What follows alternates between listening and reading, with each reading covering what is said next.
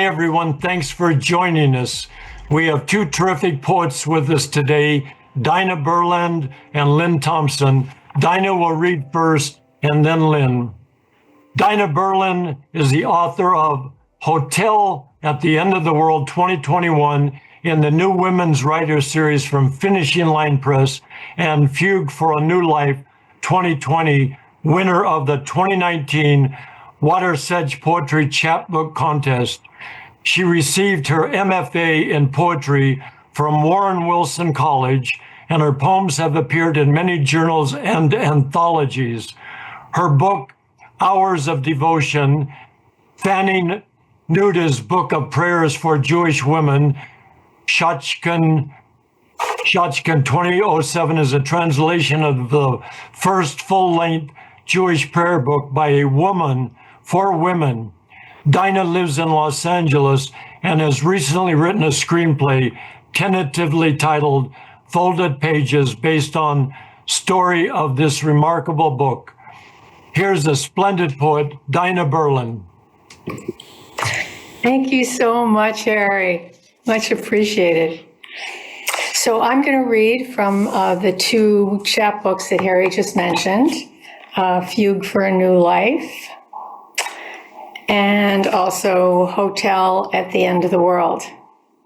And then I'll tell you a little more about the Schoffner book, The Hours of Devotion, when we get there. The first poem is Exit Row. I could grasp the red handle, ratchet open the exit door, step out in my terry cloth slippers, tiptoe to the edge of the silver wing, arms outstretched like a tightrope walker. I could pull down the red flap on the inflatable yellow raft, step past the black arrows stenciled over that long white stripe, slide down the wing, waft over those gently undulating fields, so slavishly swabbed by the clouds, tumble all the way to the ground. I could, but I won't.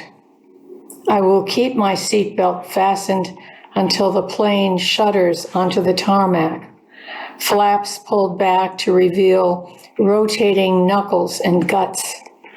I will disembark in sync with the crowd, propel my body forward, glide down the escalator, acting as calm as can be. I will step outside where you will not be at the curb, leaning against the car, arms folded across your chest like a nonchalant chauffeur, not speeding down the freeway either, hoping my plane is late. You will not be waiting for me to fall like a star spit into the void, not waiting for me anywhere tonight.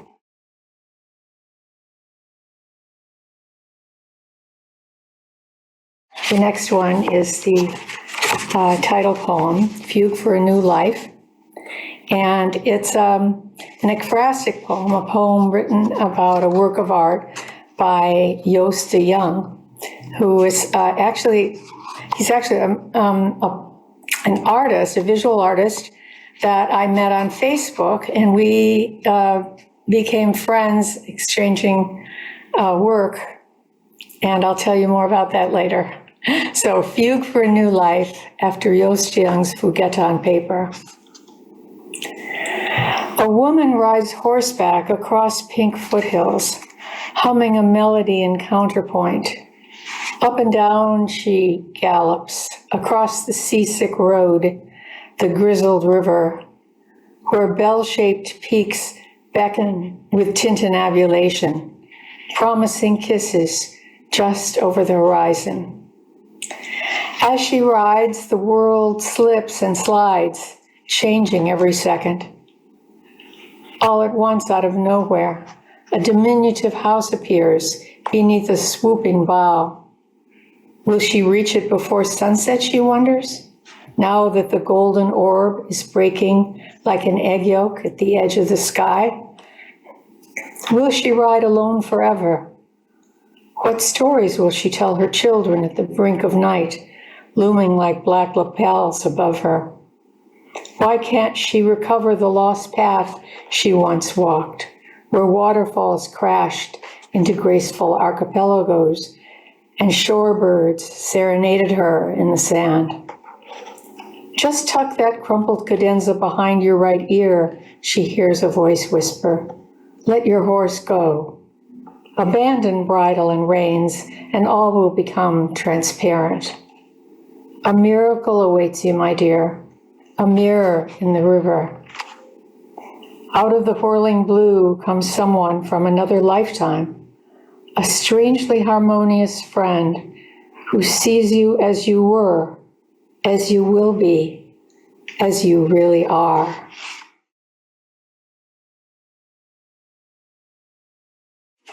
And then a poem that I actually gave to Young for one of his books. He produces books of his artwork and also includes a lot of literature. And I'll tell you more about that later too. This is called Between the Lines. Sitting on the tarmac in the dark, waiting for takeoff, I insert words between the lines. Words you will not find here, no matter how hard you look, or in the flight paths we take in opposite directions, jet streams reaching the vanishing point. I think of you all the time, in different time zones, at different altitudes, co-founding day with night. I think of you all the time, the way we are taught to think about God, from the moment we rise up in the morning to the moment we lie down at night, at work, in play, and in all the people we will never see again. The girl with the serpent tattoo, the blue-eyed baby who catches my gaze as his mother carries him away. I hunker down, focus on actions I must take, making it to the boarding gate on time, making sure I haven't left something behind, failing even at that, leaving my jacket in Walnut Creek, my credit card at the wine bar, retrieved just in time. There is nothing we can say in that second before we hang up, the beat after you say goodnight, and I repeat, good night. So I feel that silence like a silent prayer with a luminous sky and a whole world between the lines. So I wrote that poem some time ago. And then recently I was coming back from Oakland and I was walking through the airport and I saw that wine bar. And I thought I hadn't been in the Oakland airport for a while, and I remembered that I had written a poem prompted by my experience at the wine bar. And so I then turned around and thought, I have to take a picture. So I took a picture of the wine bar, got on the plane, went home, and there on my doorstep was a large box, and it contained a large book that Jody had sent me from the Netherlands. And I was kind of surprised by that. And I looked through it, and there, what did I find except the poem that I just read to you? Between the lines. Everything is connected, right? Okay, so now I'm going to read from Hotel at the End of the World. And it has a beautiful cover on it by my dear friend Terry Bronstein.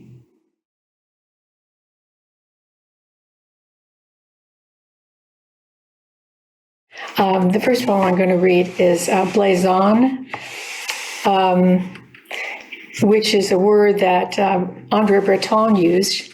And I looked it up lately and found that it's a form that was actually medieval. It wasn't just the Surrealists who used that form. And the form is a repetitious one that is descriptive, usually, of a person.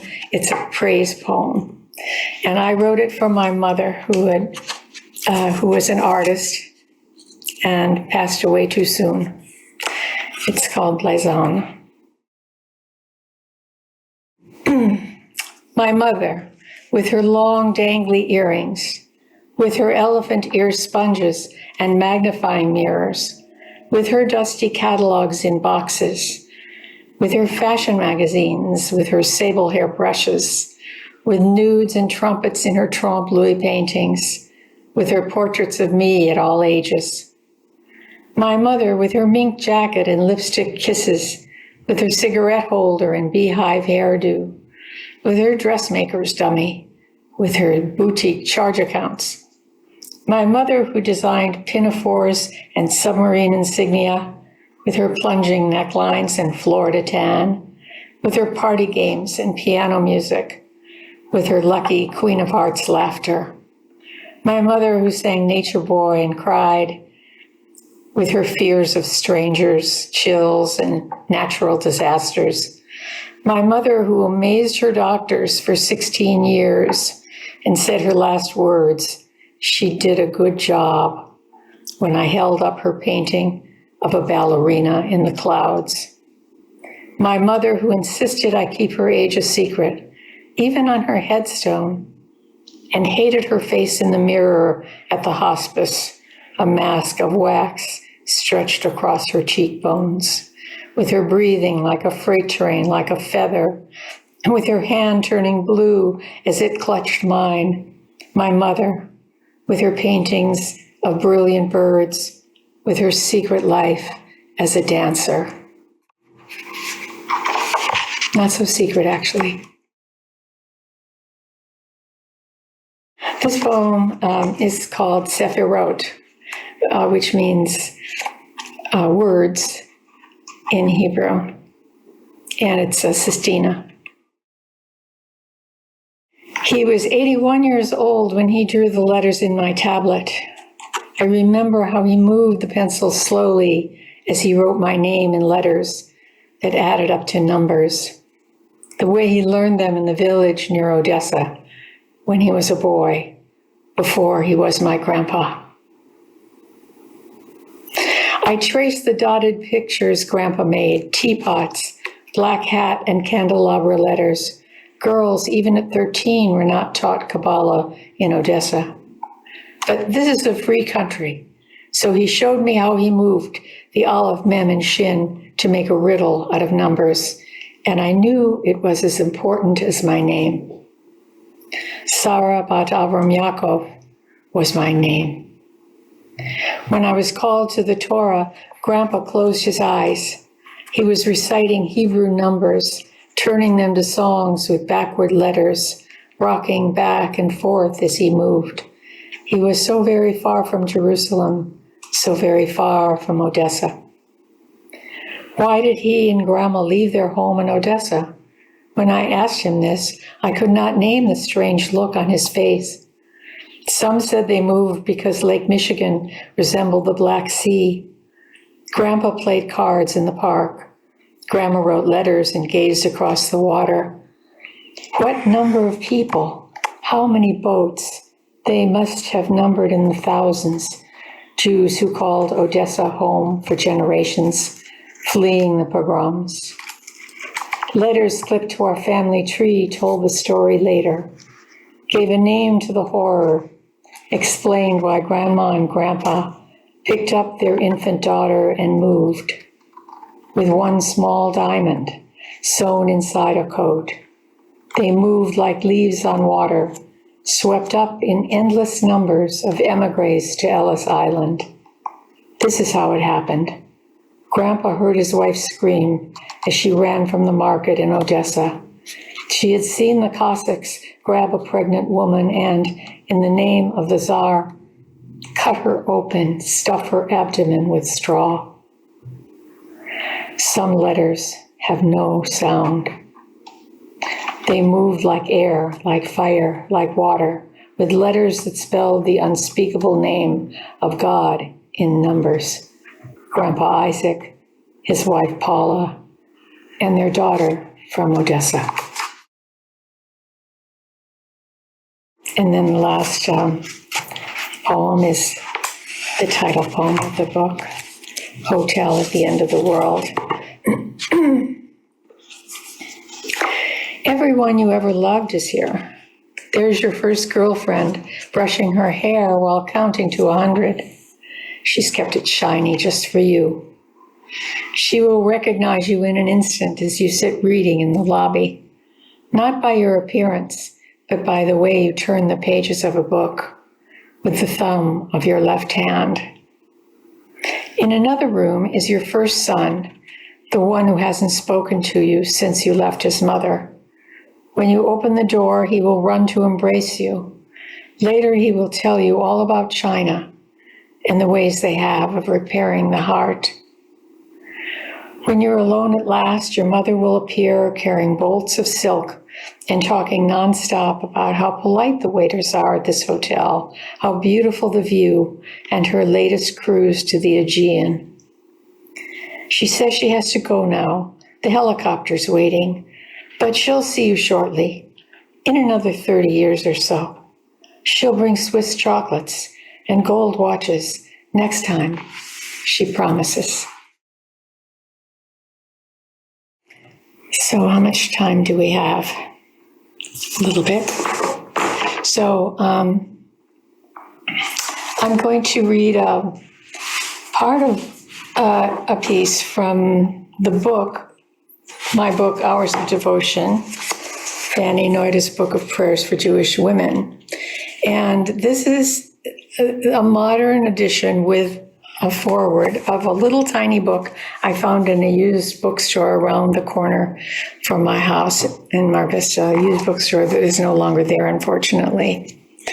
And the book that Fanny wrote, that was actually translated from the German into English by a rabbi who settled here, was written in prose.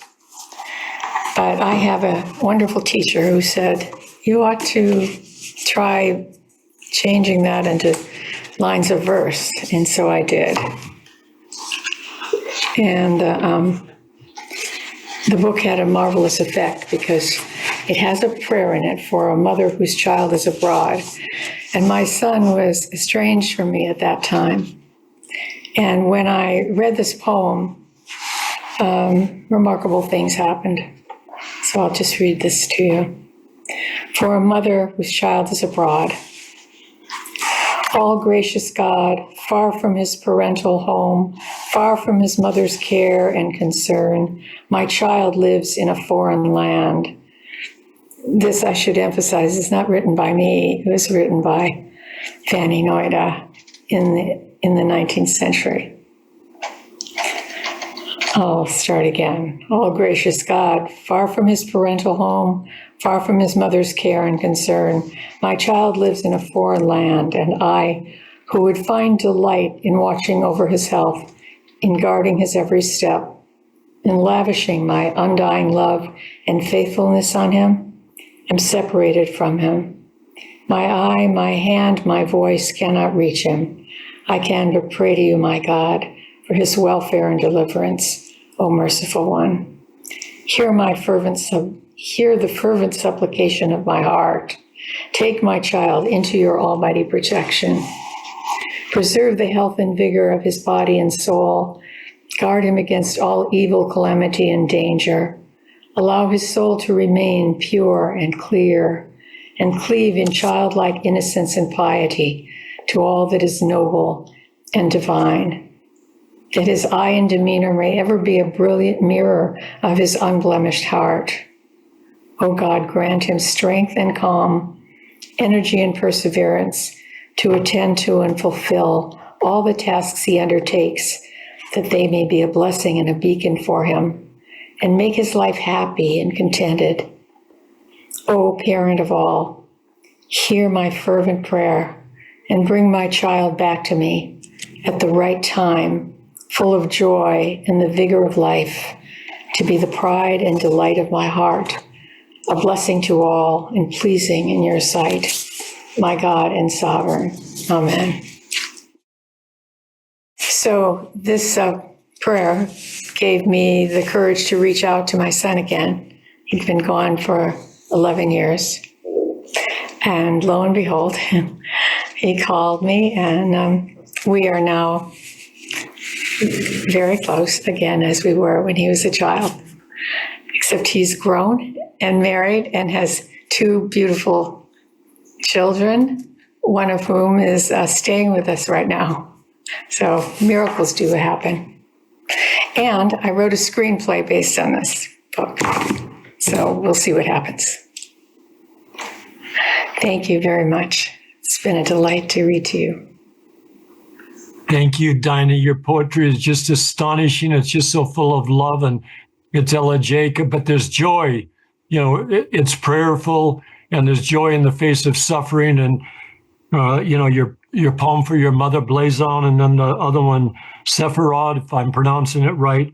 You know, they're just so deeply touching. Your sense of family and ancestry is just, really it's great, you know, how you connect and keep everything alive. So thank you for such a wonderful reading. And there's wonder and love and grace in your poetry. So I just love your poetry, Dinah. So thank you very much. Thank you so much, Eric. We have a little time left to talk. What is it like? Could you just tell us, in terms of poetry, how a day goes for you? What do you do? How often do you write? Do you your reading and all that? Just let us know a little bit into your life as a poet.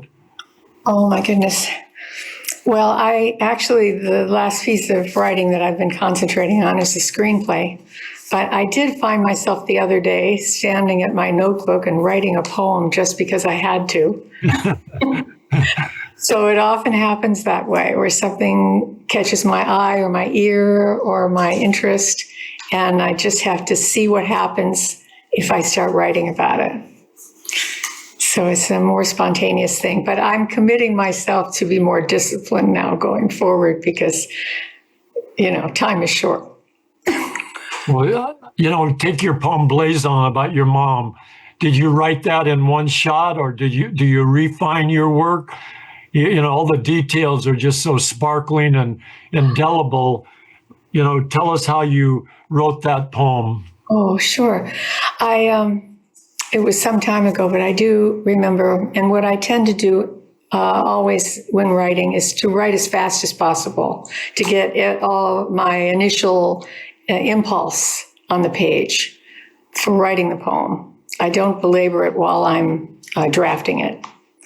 And then once I do that, I'll usually read it and make changes in the same session. And then when it's about as far as it can go, I put it aside and I type it up, print it out, put it aside, and let it ripen. Because when I go back to it a few days later, it's going to look a little different to me, and I might have new ideas and word changes and so on. So it evolves that way. And what were some of the poets that influenced you before you started writing poetry in a regular way? Oh my goodness.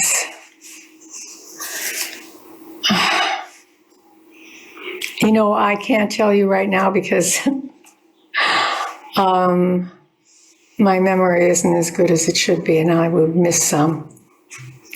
Well, what is it about the poetry form that attracts you to it as opposed to prose or screenplay?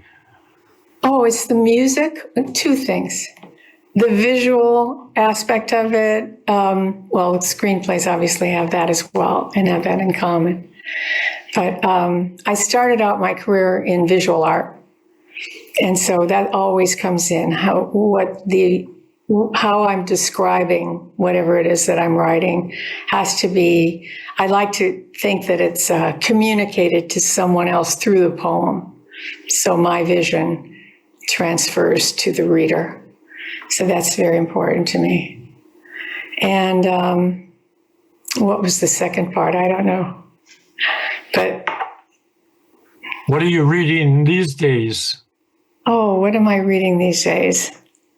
I actually am reading about editing. I was an editor for a long time at the Getty for 20 some years. And so I'm reading this. Toni Morrison. It's not her writing. It's a biography of Toni Morrison, the very great writer, and her editorship at Random House. She was one of the greats, Nobel Prize winner, beloved. I worked in that picture, and I just love her writing. She would despoil myths. She would, whatever it was doing, she would despoil myths, and she refined myths. So she's fabulous, as we all know. And so how long have you been writing poetry? Let me think. I started writing poetry before I started working at the Getty, because I was working at Living Planet Press. No, it was Peace Press in Culver City. And there was a printer there who was writing poems. And so I was doing photography at the time. And I started writing under the photographs, which was kind of a thing then. And I realized in looking at them, after I made these little sets of photo poems, and I realized there was more image in the words than there was in the photograph. Mm-hmm. And I actually had a degree in photography too. So I stopped paying attention to the photography and started focusing on the words, and went to school and learned how to be a poet. Well, you're a wonderful poet. I'm so blessed to have you. We all are, to have you on the show today.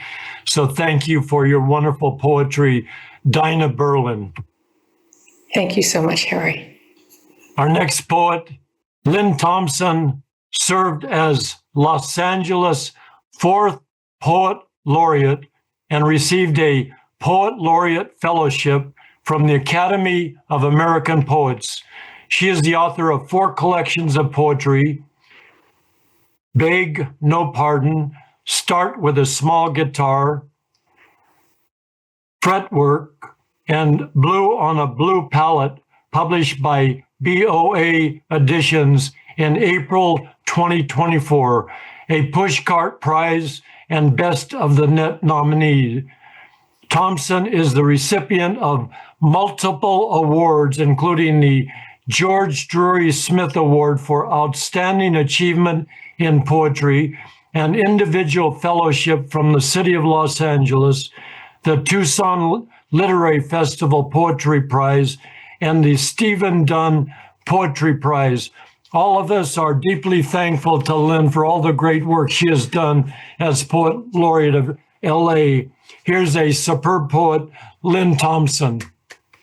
Thank you so much, Harry. I'm so happy to be back with this group. You invited me once before, so I'm thrilled to be here again, and especially excited to be reading alongside Dinah. I think a lot of our work kind of talks to one another. So I'm going to read one poem each from 3 of my books, if you can see them. I don't think they're coming across very well. Beg No Pardon, there's Fretwork, and this is Blue on a Blue Palette. So I'll start with poems from each of those. The first is for my parents who were immigrants to the U.S. from the Caribbean. Song for 2 immigrants. I thought I knew you. To me, you were the grenadines, the Anglican Church, and a cricket match every Sunday. And every Sunday, you were Fort Charlotte, the Vincy Mass and Blue Tide pools. You were Arawak sailing into Kingstown Harbor. You were English and French patois, rainforests, regatta, and a Congo snake, whelk, roti, lobster, and rum. Yet here you are in a yellowing photograph in the Mojave or Death Valley, CA, looking like deserters from an American war. Her, every bit the boy, hair slicked, leather jacket cinched at her throat, her tiny foot on the running board of a black 37 Ford coupe, and you looking nothing less than the black Clyde Barrow, flicking the butt of your Lucky Strike, checking out your boys at play in the dirt, wearing short pants and high tops, everyone looking for all the world as if the Caribbean was a dream, a far yesterday away. And it was, and it's clear, I did not know you. And this one, when you read your blazon, Dinah, I thought, oh, this is a good partnership poem to that. A birth mother wears a costume her daughter will never fit into. Some thought the mother said, taproot. Some thought that woman said, resigned. But her daughter mouthed, immaculately conceived. Some thought the mother said, perdition. Some thought she said, hocus pocus, while her daughter wrote parables, wrote charms. Some hoped the daughter would say, yes, mummy, although they suspected the daughter said, wishbone, knew she would deny everything, slipping into, out of. Some never understood her need to be alone, her fear of sorcery. They only knew her as braid of ginger and sea salt, as weightless darling and origami. Some have heard her bark and bark and bark. Some have heard her arrange a resistance. And finally, this one from Fretworks, the last poem in the book, and it has an epigraph by the essayist Margot Jefferson. What has made and maimed me? Who giveth this girl? She took the name Toy Cow. She was aware of her milk. Renaming is greater than privilege. At play equals desire, even when, day after year, she took the name she was given, shredded it, ate most, sent the rest to church, where the nuns are a little ballsy. What's in a name is a confoundment, is alkaline, is sky torn down like wallpaper. Who giveth this name in wedded agony? Sticks and claims do not honor thy father, so Toy Cow is the name she took. The boys called her, the girls called her. When she began to call herself. So I suppose that was some sort of mantra or ars poetica. And so these are some newer poems that I'm going to share with you. This first one is because my mathematical and scientific skills are virtually nil. So I wrote this to add a little creativity to that lack of knowledge. My Einsteinicity. Let Y equal any number of fathers. Let X equal the numberless planets. Let Y minus X equal long nights of fog, and let X plus Y equal Hydra and incubus. If Y is greater than X, why do all my convictions gape? If X is greater than Y, does father just mean nightcap? When X divides Y, we set sail on a windjammer. When Y divides X, watch for the banshee, the jinn. Or let X be replaced by a midsummer night and Y by, well, you can never replace Y, but by morning, Y will lollygag near half moons. Odysseus sailing to Ithaca, mildew as it rots. And AB is no mere theory of relativity. It is helter-skelter materfamilias, Ma Barker and Rebecca, the mother who deceived. Not Sarah, who couldn't conceive, nor the mother of all of nature, the black tern, the kittiwake, plants, ornamental, baroque, the cumulus, the nebulosus, and yet mother of pearl and ice cold, tiger's eye and monkey in the middle. Let's say AB is a percentage of all the love in the world, or synonymous with, do you love me now that I can dance? Let's agree that A is the salsa or paso doble, and B is always, always the begin. Odyssey and elegy. This is a form known as a golden shovel, and if you have questions about that afterwards, we can talk about that. The poem works on this phrase from D.A. Powell. Hence the body's burden, its resolute campaign. Trudge on. We're no longer living in the last century, hence we are compelled to live with this fire. The conflagration so dense that the hairs on our bodies know we are the reason, that we ourselves created the burden our children will curse us for, and to the ends of the earth. It's deer and rabbits, sandpipers and larks, less resolute in their gambits, to wage a hopeless campaign. To take back what they ceded to we lesser beings who only trudge and parry, who casually foil all this beauty before we hustle on. And this one, some of my audience, I think, will be familiar when I refer to Spanx. And for the rest of you who are not quite sure, hopefully you'll know by the end of this poem, which I wrote just to give myself some amusement. Spanx and other remedies. If you want to laugh, I mean really guffaw, not just tears falling, but your body falling through space with abandon because it recognizes it has no control over its shape.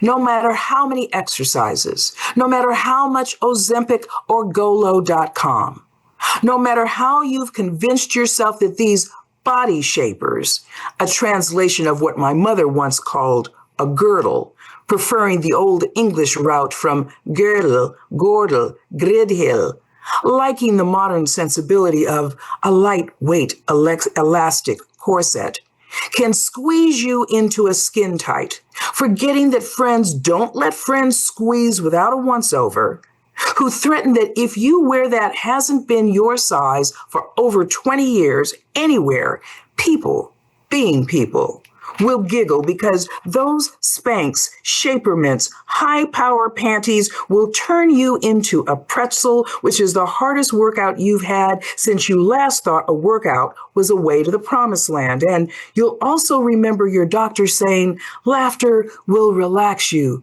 for 45 minutes. But what comes after? So now that you know all of my personal business with that poem, this one is called Non-Elegy.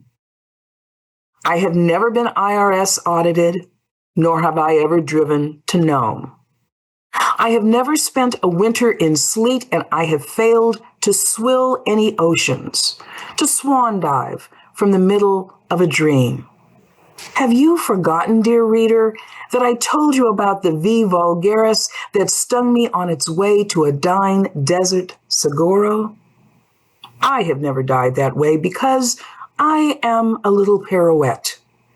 You can't ignore me because you can't ignore this. We are never in peril of not being in peril. However, I'm always a dialect preserved in salted water, and I love this one magic life. There's a term in this poem that you'll hear that you may not be familiar with. It's Obafayo, and that is a witch-like mythical character that was referred to in West Africa. Whole and full. I was a child in a strange country built of frail compasses and trenchant constellations. I became its ghost, its revenant, discovering, as I assumed the hard shyness of Atlantic light. What I'd lost was not the land, but the habit of land. And so I grew the crazed skin of a Zulu bear vessel. I saw suddenly that language can creep and writhe, which is how I found my voice when others only.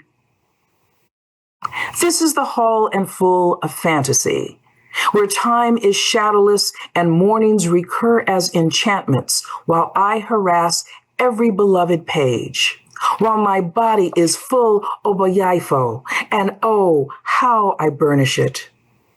We have all lived several seasons on a railroad where odd moments of truth lay along the tracks, as overhead, wild stars have wheels and landing gear before darkness falls on them. I am not writing this to recall our lives, but to reimagine them. Still, there are no answers in the air, on the water, or in the distance. There is no way of breaking free from the past. So if you're like me, you are probably being bombarded with emails, unwanted phone calls, text messages, begging you to support this candidate or this cause, etc., to the point that I think it starts to be a useless gesture because we're all so sick of it. We ignore it. So what did I do with it? I had to put it into a poem. The text chronicles. These are all true quotes. Lynn, we're still missing your Social Security survey. This is our third and final attempt. Hi, it's Tammy Duckworth. Hi, it's John Ossoff. Hi, family, it's Cory Booker.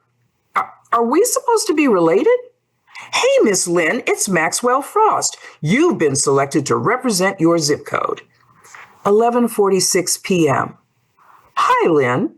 You are the last person in your zip code who hasn't responded to my survey. Can you please respond before midnight? Interlude. Nick's anniversary sale ends next week, and your favorite panties are almost sold out. 6:33 a.m. Your Medicare survey is attached. Only 9 questions. Enter stop to quit. You're the last endorsement we need. We have 6 hours left to save Social Security. Hi, Lynn. Hi, Lenny. Hi, Louise. Miss Lynn, will you pitch in just $1 today to become a founding donor? Really, I have entered stop to quit. Thank you for everything you've done, but I need $500,000 to reach my goal. There's no time to lose, which is why I'm asking you to join my team. Interlude. Naked and thriving. Take a spa day on us. We will crush MAGA if everyone gives $10. Make an early $15 donation today for top impact. Can you rush $37 or anything you can spare? Please rush $45 or anything you can afford to support the No Kings Act. Then, and only then, read every word of this text. President Barack Obama gave us a call to action, and Americans everywhere answered his call, except for you. Hi, zip code number 90042. It's James Carville. I won't lie. I'm going to talk your freaking ears off. We're inches away from taking back the house. Interlude. How you can increase your breast size naturally. 4:43 p.m. Lynn, we're still missing your Social Security survey. Attempts 4 through 17. Entering stop to quit, you liars. Dear Lynne Thompson, my mother is running for Congress in Eagle, Idaho. Can you help her out? Dear Lynn E.T., I'm 5 years old. See picture to see how cute I am.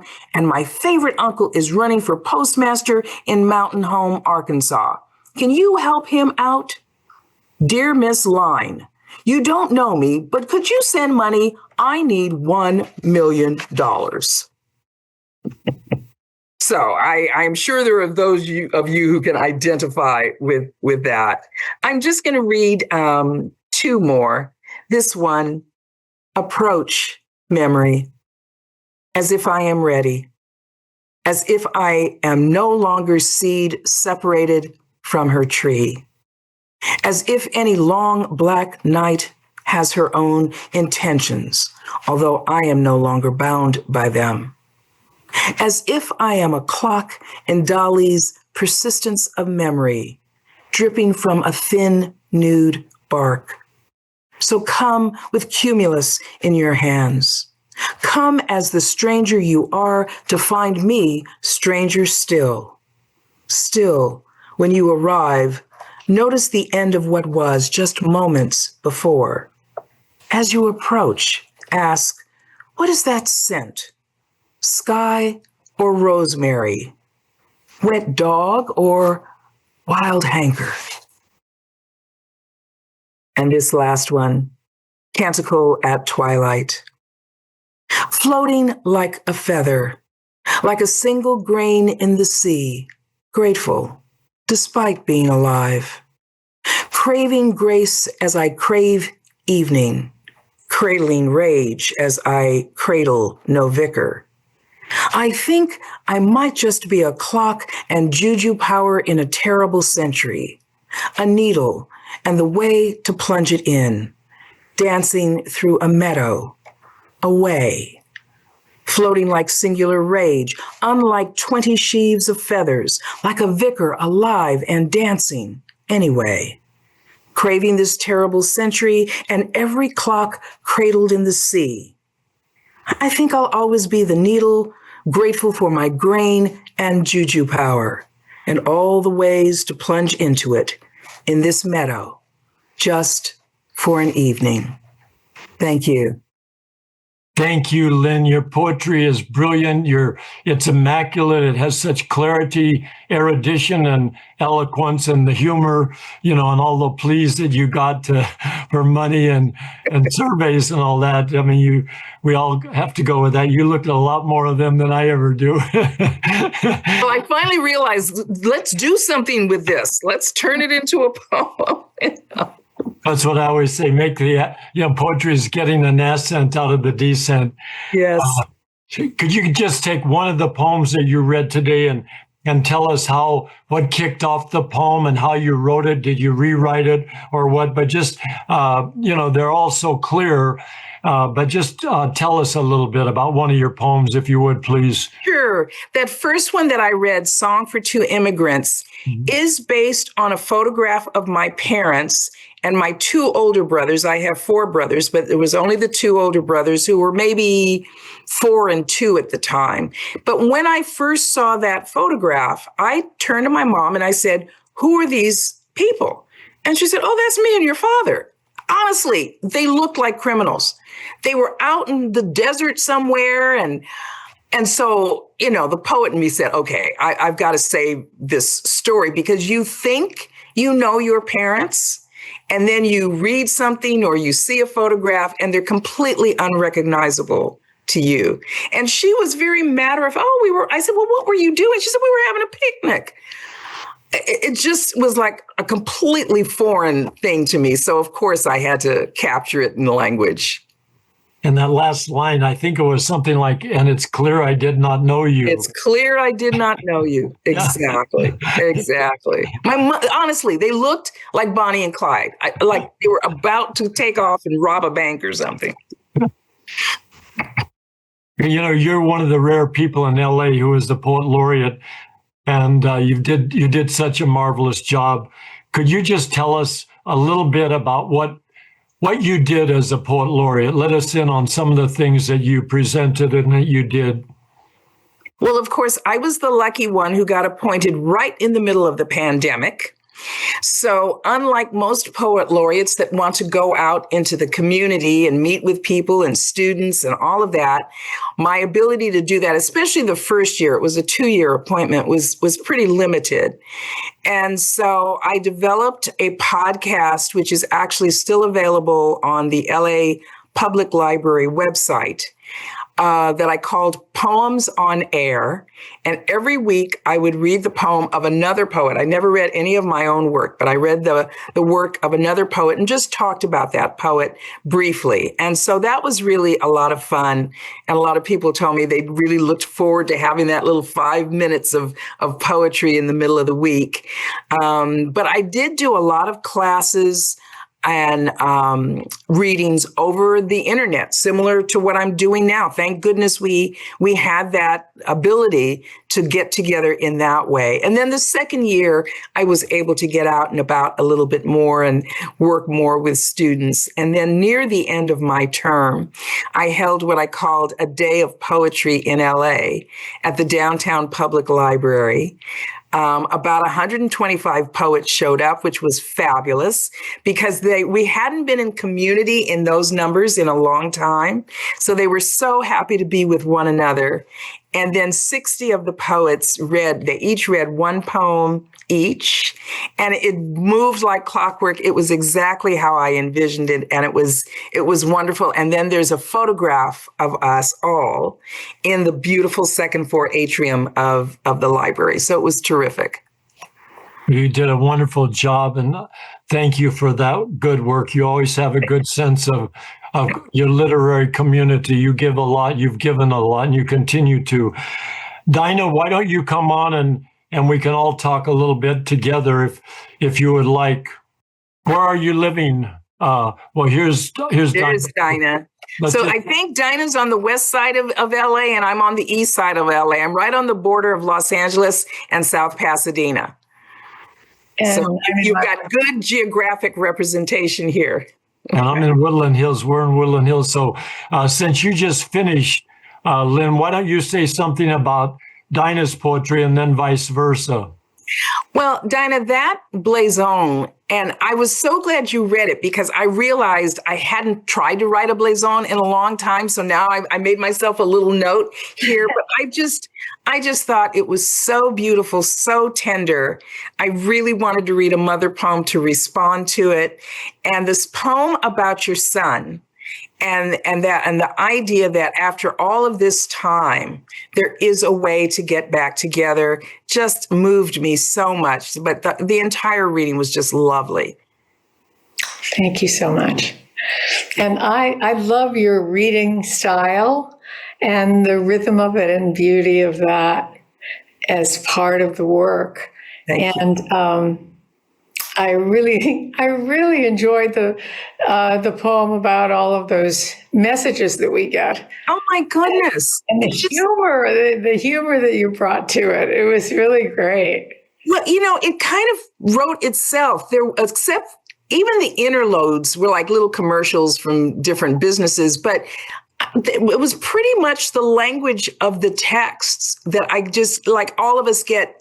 Delete. And then I realized, no, there's a poem in there. So it was just a matter of trying to figure out how to put them together. But the poem wrote itself. Yes. It was great. And then it's also preserving a period of history. Yes. I don't think, we're ever going to encounter this sort of thing again. I hope not. One can only pray. This will end at some point. I think I should send it to the House of Representatives or the Senate or both and say, post this up on your bulletin board. I'm so sick of hearing from you. That'd be great. Now, where did you grow up, Lynn? Excuse me. I was born and raised right here in Los Angeles, so I am a native daughter. And how about you, Dinah? I'm from Milwaukee, Wisconsin. And how old were you when you came to Southern California? I came to Southern California in the early 1960s when I had my first two children, my son and my first daughter was just a little girl, baby. And then I had another child here. You're both great. And we really do have such a great community of poetry in Los Angeles. Mm-hmm. And so, we've all been part of it for quite a while. I came here in 1968. So, I've seen a lot, and so have all of you, and you've all given a lot to the community of poetry too. What would you like to say about what's important to you right now in this time that we're going through, Lynn, in terms of what a poet may focus on or what you focus on? I say that I think one of the jobs of a poet is to be a witness. Mm-hmm. And we're certainly living through, it's almost cliche to say unprecedented times, but I think it's pretty darn unprecedented, the times that we're living through. And as artists, I don't think we always have to address it directly, mm-hmm. but we can talk about our times and need to talk about our times, whether it's from the perspective of climate or mental health or caring for our neighbors, whether they're a different religion, gender identity, whatever it is, because I don't think I will live to see the pendulum swing back as far as I'd like to see it swing back. But 50, 60 years from now, people are going to say, what the heck happened during that period? And either they'll be completely into a different non-democratic life and they'll say, oh, that's how it started. Or they'll say that was, a crazy period. But either way, I think one of the responsibilities of a poet is to think about how do they address the world they're living in, not always in political terms, but just neighbor to neighbor.